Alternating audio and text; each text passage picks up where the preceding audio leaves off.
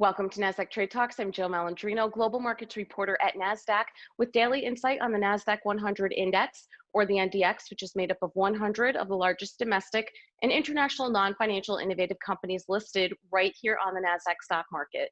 The NDX has been the barometer for U.S. large cap growth and also one of the best performing indexes over the last decade and a half, not to mention one of the most liquid index ecosystems in the world. Joining me this afternoon, we have Efram Slen. He's the head of research with the Nasdaq Index team to discuss Nasdaq-100 performance. We'll take a look at earnings and also some valuation metrics as well. Efram, it's great to have you with us. Welcome to Trade Talks. And well, the Nasdaq-100 took a bit of a breather this week.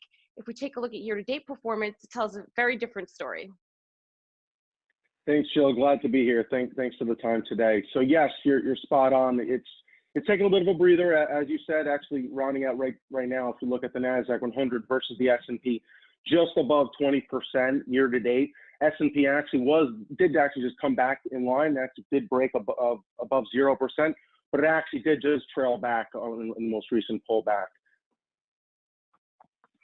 And of course, right now we're in the middle of earnings season, and everyone's trying to figure out what the valuations that stocks are right now. Is it really matching up to what we're seeing through earnings season? So let's take a look at your second chart here. What are you watching?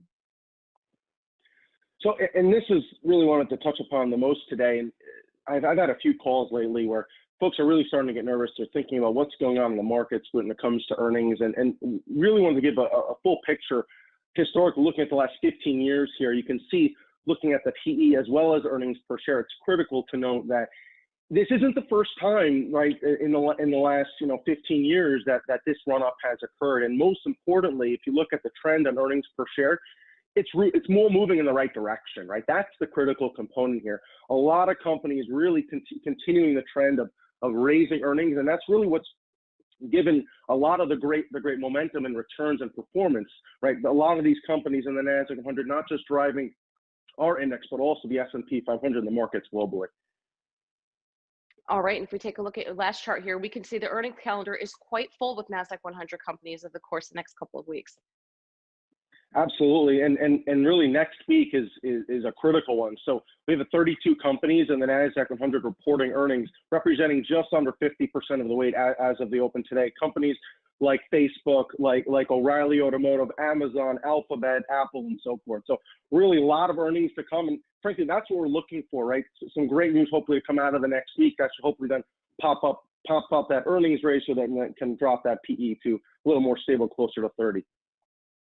Well, your team will certainly be busy next week, Efram. Thanks so much for joining us on Trade Talks. Thanks so much.